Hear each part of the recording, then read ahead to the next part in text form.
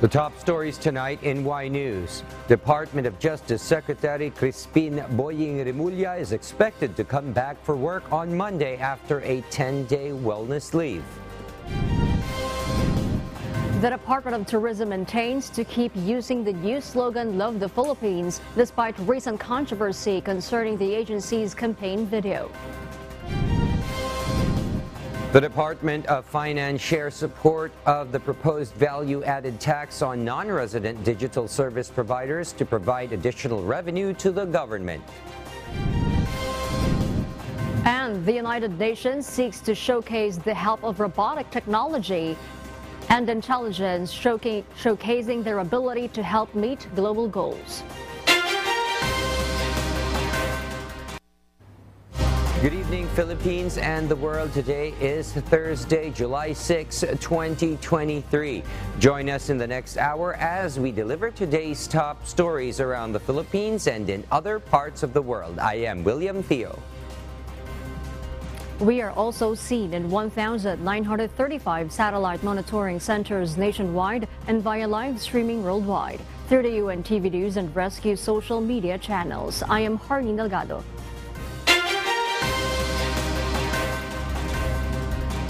First in the news, the Department of Justice or DOJ Secretary Crispin Boying Remulla is expected to come back to work on Monday, but he is still in physical recovery after an operation. Dante Amento reports. After a 10-day wellness leave, Department of Justice Secretary Crispin Boying Remulla said he has to report on Monday, July 10. He will give instructions and orders to the officials of the DOJ. By Monday, technically, I'm back to work. But I cannot keep on going here. I have to be careful. Remulla also revealed during a press conference this morning that he had undergone a heart bypass operation on June 27. The procedure went well, but he has still physical rehabilitation sessions ongoing. 7-hour procedure happened. And syempre, as usual, I went through the whole process.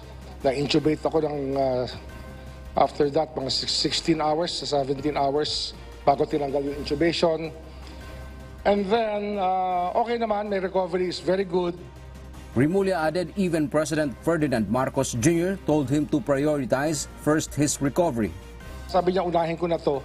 Unahin ko na yung magpapagaling at pagpapalakas para matuloy-tuloy yung trabahong inilaan para sa departamento. He's very happy that I made the decisions that I did. Meanwhile, Remulla stressed that he will not resign amid possible questions about his health conditions. Never, never. I serve at the pleasure of the President, and I will continue to discharge my functions as long as the President believes in my capability to lead the department. Dante Amento, UNTV, News and Rescue. We serve the people. We give glory to God. Muntinlupa Regional Trial Court or RTC Branch 204 Judge Abraham Joseph Alcantara inhibited from handling the last illegal drug case of former Senator Laila de Lima. Alcantara, in an order, said this is to put to rest any questions over his credibility, integrity, and fairness. This was after the Department of Justice, or DOJ's panel of prosecutors, asked the judge to voluntarily inhibit due to the issue of impartiality. Judge Alcantara recently acquitted de Lima from her second drug-related case. Meanwhile, Justice Secretary Crispin Remulla said he has no hands over the act of the panel. It is their prerogative to be state prosecutors handling the case. We cannot direct them one way or the other kasi that direction was set already before. So it's all it's actually their own volition that they're doing this. We just respect it as part of institutional continuity. Chinese ambassador to the Philippines, Wang Xilian, paid a courtesy visit to Defense Secretary Gilbert Teodoro today, July 6. The two officials discussed the defense and military relations between the two countries and how to maintain peace in the region. There is no statement yet on whether the new incident of harassment by Chinese Coast Guard ships towards Philippine Coast Guard or PCG vessels during their supply mission on June 30 in Ayungin Shoal was also discussed. In a message to UNTV, the spokesperson of the PCG for the West Philippine Sea stated that they have submitted a complete report on the incident to the National Task Force for the West Philippine Sea, of which the Department of Foreign Affairs or DFA is a member. The DFA will evaluate and report and determine if they will file the corresponding diplomatic protest. Tourism has no plans to drop the new slogan, Love the Philippines, despite recent controversy concerning the agency's campaign video. Gladys Tuabi details why. The Department of Tourism plans to keep using the new slogan, Love the Philippines, after the termination of its negotiation with DDB Philippines, the advertising agency responsible for the audiovisual presentation of the Love the Philippines campaign video. Love the Philippines reflects the heart of every Filipino because lahat po tayo nagmamahal ng Pilipinas. We all love the Philippines. The circumstances of late has led the Department of Tourism to initiate termination proceedings on its contracted ad agency. Tourism Secretary Cristina Frasco stands that no government funds has been paid with the said agency. I would just like to emphasize that not a single peso of government funds has been paid under the tourism branding campaign with said agency. Meanwhile, the DOT has launched today the hop-on-hop of buses in Manila City. The rich culture and heritage of the city were the center of this project. Designated stopovers include some areas in the Malacanang, National Museum, Rizal Park, Binondo, and Intramuros. According to the DOT, local and foreign tourists will surely experience the city with less hassle through these whole buses. The project was first launched in Makati City and is planned to reach all over Metro Manila. This is a demonstration of the strengthened tourism governance envisioned by our President, Ferdinand Bongbong Marcos Jr. And as well, it seeks to allow our key cities in the Philippines, including Manila, to have an edge in terms of digitalization in travel, as well as a competitive offering on the convenience of tourist travel, as you can find hop-on, hop-off as well in key cities all over the world. This project aims to give every tourist the opportunity to experience the country's key cities with convenience. This is done via booking system through its mobile application. Gladys Tuabi, UNTV News and Rescue. We serve the people, we give glory to God.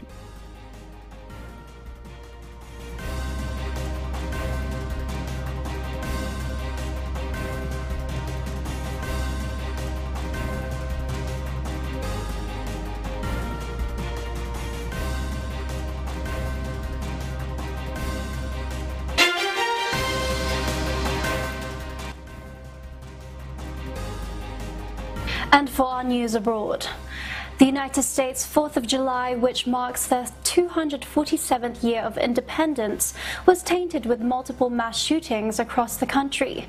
Neresa Dando will give us the details live. Yes, good evening, Neresa. Good evening, Giona. During the 4th of July weekend, where Americans celebrate their independence with parties and fireworks, a series of tragedies as multiple mass shootings took place all over the country. There were 16 mass shootings reported in 13 states, including Washington, D.C., Illinois, Indiana, Kansas, Maryland, Michigan, Minnesota, Missouri, New York, North Carolina, Ohio, Oklahoma, Pennsylvania, Texas, and the capital city, Washington. According to the Gun Violence Archive, there were 15 people dead, with nearly 100 non-threatening injuries. President Joe Biden has responded to the case, through a statement from the White House expressing his family's condolences to those affected. He also introduced a renewed ban on assault rifles and high-capacity magazines, encouraging the Congress and Republican lawmakers to make the law nationwide. Back to you, Giona. Thank you, Nadessa, for that live report. Ukraine accuses Russia on Wednesday of planning to simulate an attack on the Zaporizhia nuclear power plant in southeast Ukraine. Ruth Bahe tells us why live. Yes, Ruth, good evening. Good evening, Giona. Ukrainian President Volodymyr Zelensky claims that Russian troops placed objects similar to explosives on the roof of several power units at the Zaporizhia nuclear power plant on July 5. Ukrainian Health Ministry has warned residents to be prepared for possible evacuation in case of a plant explosion, according to a Twitter post for the operational news of the armed forces. The International Atomic Energy Agency, or IAEA experts at the site have not seen any signs of explosives, but require further access to confirm, specifically to the rooftops of reactor units 3 and 4 and other certain areas. The Zaporizhia plant is Europe's largest nuclear facility, and it was captured by Russian troops in February 2022. Ukraine and Russia have accused each other of shelling around the plant, risking a nuclear disaster. In his video, Zelensky mentioned that Russia is the only source of danger in the Zaporizhia plant as they prepare for an attack. While Renat Karcha, an advisor to the head of Rosenergoatom, which manages Russia's nuclear network, says Ukraine plans a nuclear station attack on July 5th using contaminated ammunition, long-range precision equipment, and kamikaze drones. Both sides in conflict did not provide any proof or evidence of staging an attack on the plant to support their allegations. Back to you, Giona. Thank you, Ruth, for that live report. We'll share more global stories with you later, but for now, back to you, Harleen. Thank you, Giona. For those watching our live streaming on YouTube, please click the subscribe button you see on your screen and ring the bell for notification. You may also follow us on Facebook. Earlier today, July 6, the Department of Transportation, or DOTr, showcased the new designs of modern public utility vehicles, or PUV, at the Philippine Commercial Vehicle Show 2023. The event aims to intensify the promotion of the DOTr's mandate for the Public Utility Vehicle Modernization Program, or PUVMP, in order to provide commuters with more comfortable and safe travel experiences. The department emphasized that the PUVMP remains their top priority. Among the features showcased earlier today were the different equipment and safety features of modern public transport, such as GPS, CCTV, free Wi-Fi, side entrances, air conditioning, and spacious interiors that provide passengers with enhanced comfort. Meanwhile, the government is expecting to collect billions of additional revenue under the proposed imposition of value-added tax, or VAT, on digital services from companies abroad. But some stakeholders warn that this will affect consumers. Harleen Delgado will tell us why. The Department of Finance, or DOF, is in support of the proposed value-added tax, or VAT, on non-resident digital service providers to supply additional revenue to the government. Several measures in both chambers of Congress want to tax online streaming platforms and subscription-based services like Netflix and Spotify, digital advertising, and other online services. In today's Senate Committee on Ways and Means hearing, Finance Undersecretary Dakila Napao says that based on estimates, the government may collect up to 145 billion pesos in 5 years should all foreign online service providers pay VAT. The agency seeks to clarify imposition of VAT on electronic or online sale of services under the country's Internal Revenue Code. The proposal will require non-resident digital service providers to register in the country and to collect and remit VAT on transactions that pass through their platform. That's why we need to capture this group of supposed to be taxpayers. The non-resident are not covered yet, but other countries, they're already imposing this VAT. However, the Bureau of Internal Revenue admits taxing online service providers that do not have physical presence in the country is an issue. We can tax this, but we cannot really enforce because they are not in the Philippines, they are not registered, so we cannot even audit them. They are not here. While they are supportive of the government's efforts to seek additional revenues, the Tax Management Association of the Philippines notes that the VAT imposition will have an effect to consumers. Online shopping platforms such as Shopee and Lazada Philippines also point out that the proposed VAT may increase prices as they also buy services from companies abroad. Thus, any VAT collection requirement imposed on non-resident service providers would ultimately be passed on to the buyers of goods and services in the Philippines and may lead to higher prices and increase the cost of doing business. The Senate panel will form a technical working group to fine-tune the provisions of the proposed measure. Harleen Delgado, UNTV News and Rescue. We serve the people. We give glory to God. Japan has expressed its concern on the recent acts of China in the South China Sea. This comes after the June 30 incident near the Ayungin Shoal in the West Philippine Sea, where Chinese Coast Guard vessels reportedly harassed the Philippine Coast Guard while assisting in a naval operation. In a tweet, Japanese ambassador to the Philippines Kazuhiko Koshikawa says China's dangerous behavior in the South China Sea that challenges the 2016 arbitral ruling is a grave concern for regional peace and stability.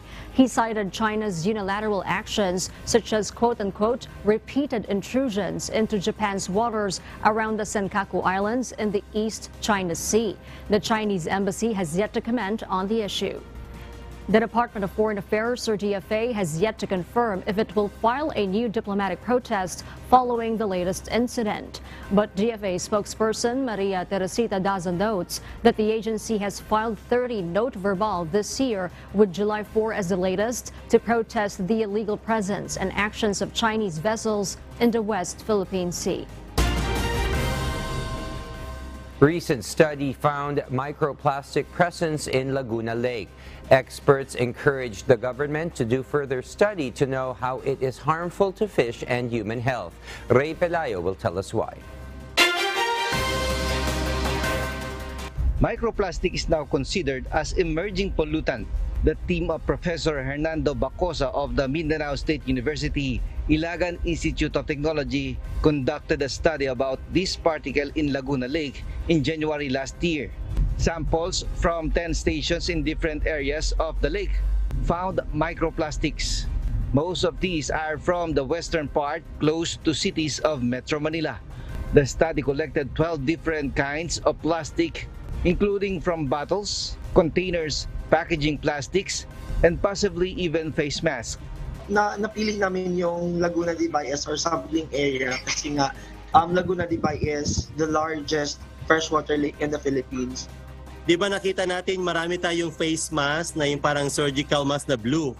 So inanalyze po natin yung face mask na yan, ang material niya po is polypropylene.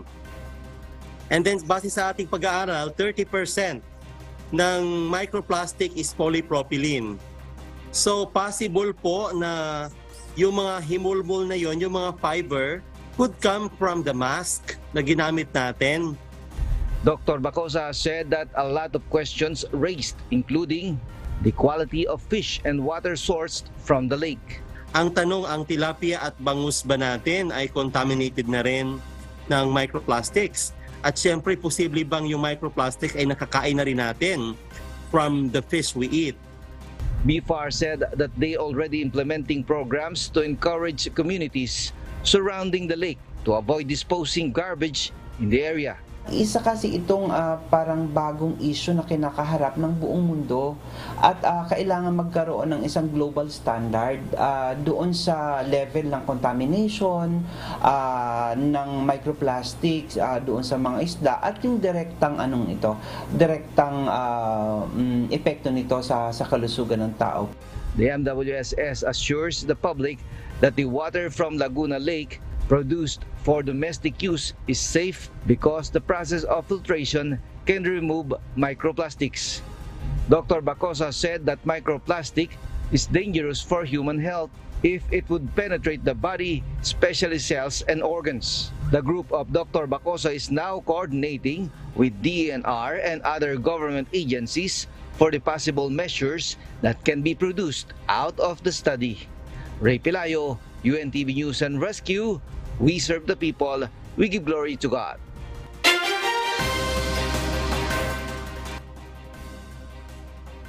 The United Nations is looking to showcase the help of robotic technology and intelligence, showcasing the ability to help meet global goals. Paul Gatchalian will give us the details live. Yes, Paul, good evening. Good evening, Giona. In Geneva, Switzerland, the AI for Good event will be the first to conduct a human-robot press conference organized by a technology agency of the United Nations. The panel of robots of the Intelligence International Telecommunications Union, or ITU, will be answering questions asked by journalists on Friday in efforts to display their intelligence and help to reach global goals. Frederick Werner, who heads the strategic engagement of the ITU, states that the event is to display all the capabilities of the robots and initiate conversations about robotics for good. Around 5,000 people are anticipated to attend the two-day event and will be able to witness robots with developed skills like Nadine, a social robot who showcases caregiving skills used in aged care facilities today. With the prevalence of robots and AI technology, the launch of robots may potentially be seen in the coming 5 years as they become more accessible. Meanwhile, the AI for Good event will gather up to 193 countries and more than 900 organizations and tech companies hoping to establish standards for AI. Back to you, Giona. Thank you, Paul, for that live report. Scotland heralds the coronation of King Charles III and his wife Queen Camilla with a grand parade and a national service of thanksgiving and dedication. Prince William and Catherine, known in Scotland as the Duke and Duchess of Rothesay, and other senior royals also attended the event. Yesterday's festivities in Edinburgh's Royal Mile were a continuation of the King's efforts to strengthen relations with the people of the four nations that constitute the United Kingdom, as he tries to maintain the millennium-old monarchy's relevance in modern Britain. The royal procession started from the palace of Holyrood's house, then went to St. Giles, where the 74-year-old was presented with the honours of Scotland, the historic Scottish crown jewels. While thousands of royal fans celebrated, hundreds of anti-monarchists staged a protest outside the Scottish Parliament, yelling, "Not our King." One Republic, a group campaigning for Scotland's independence, says the celebration was a spit in the face to the people throughout the UK struggling in the cost of living crisis fueled by high food and energy costs. Scottish independence remains a prominent political issue, and some secession supporters also call for an elected head of state. And those are the reasons behind the news in other parts of the globe. I am Giona Pravado, live from London, United Kingdom. Good evening. Some vegetable prices in markets have increased due to a lack of supply from the province caused by heavy rainfall, which is attributed to the effects of El Niño. According to vendor Ronaldin Padua, vegetables from Baguio such as carrots, pechay Baguio, potatoes and cabbage are being sold at high costs. Padua adds that they won't raise the price immediately, especially when there are no buyers.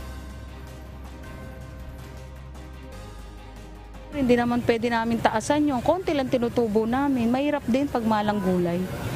Hindi mo matubuan ng malaki. Yun nga lang, makakabenta ka kahit papano kasi ikaw lang nagtitinda, ilan lang kayo. Meanwhile, some consumers say they are used to budgeting when vegetable prices are expensive. Tessie Caballo adds that she can only afford to buy a few pieces of vegetables, but if they have land or soil in the backyard, they can plant vegetables to save money. Konti-konti lang ang kuan para makabili tayo ng gulay. O kaya magtanim kung mayroong bakod para ayos ang buhay, hindi hirap.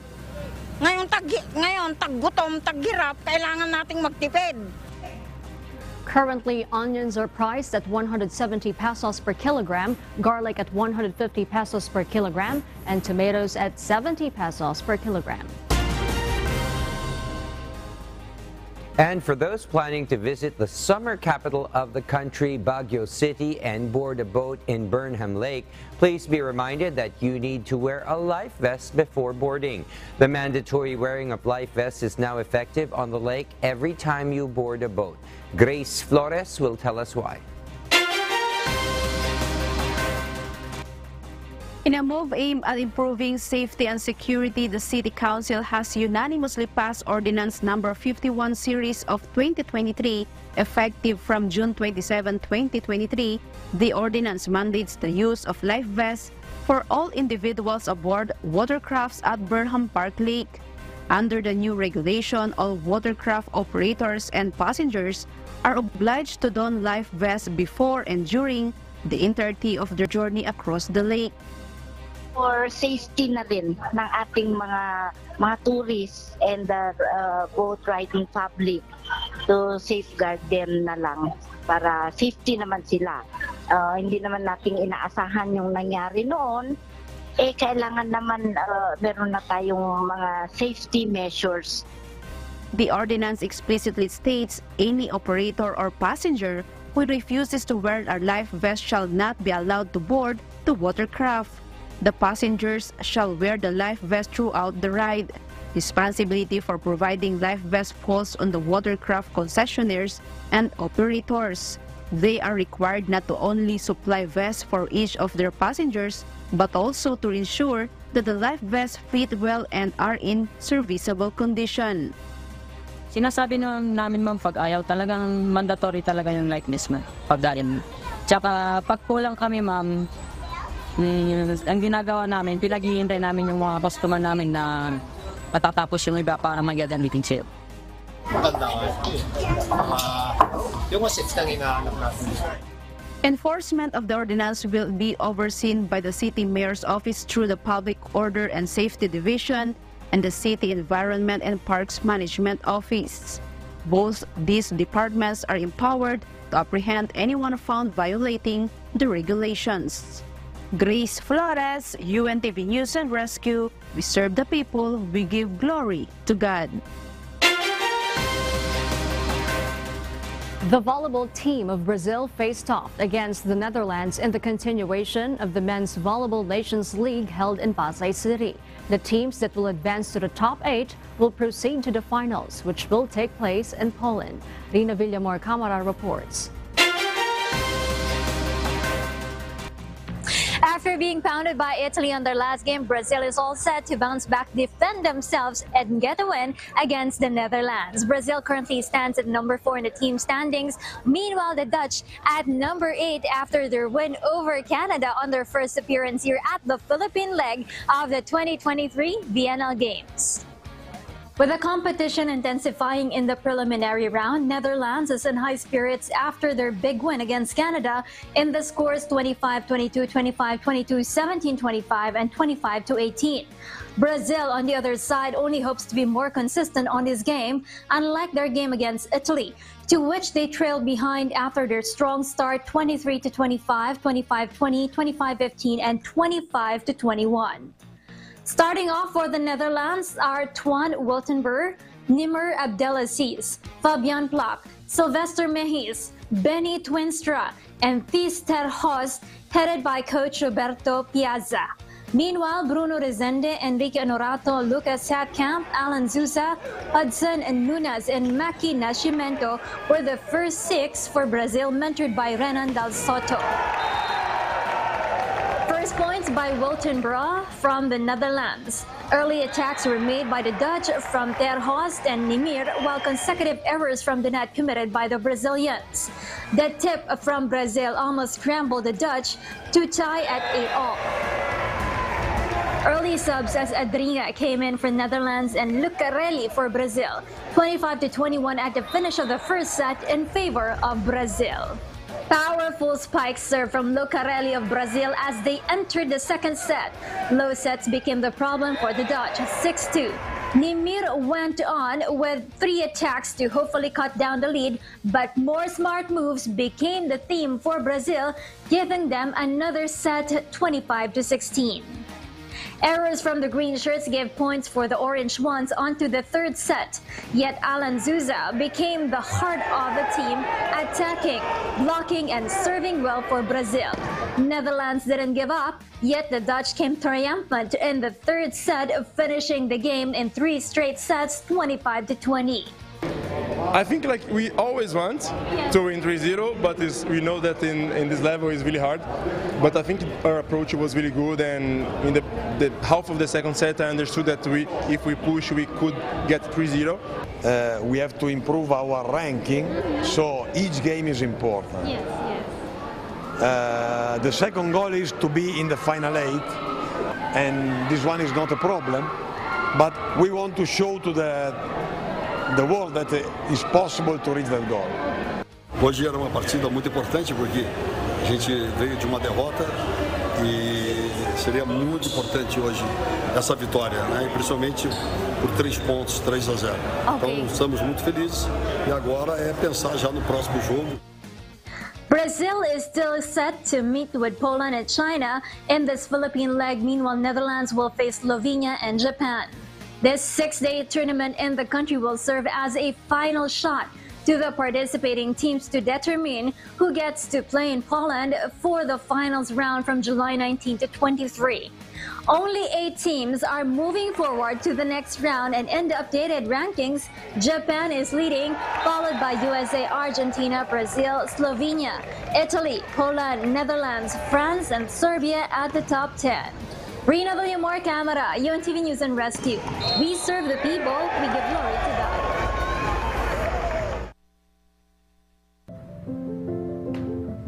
Our kasangbahay, as the world faces these trying times amid the various challenges and uncertainties, we are inviting everyone to join the global prayer for humanity. Good day. I'm Brother Eli Soriano of the members of the Church of God International. I want to invite you to join us in a minute of prayer every day to pray for humanity and the whole world as we go through these perilous times. While safety measures like washing of hands and strengthening of our immune systems may help us through this horrible predicament, there is still no precaution or cure more powerful than God's mighty intervention. And we need His intervention now more than ever.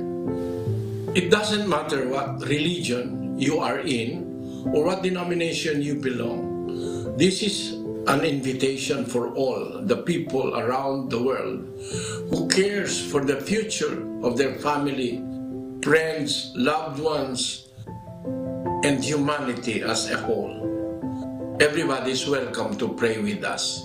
For more details, you can check out the description box below. Thank you very much, and I hope to hear from you soon. May God bless you.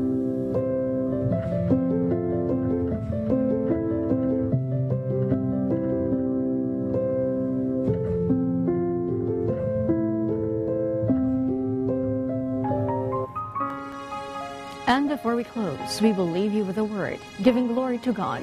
From the book of Luke, chapter 6, verse 36, it says, "Be ye therefore merciful, as your Father also is merciful."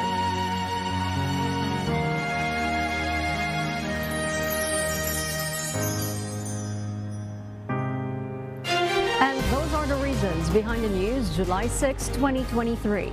Reasons we deliver to you as they unfold. I am Hardin Delgado. And because we need to know, we will always ask why. I am William Theo. We serve the people. We give glory to God.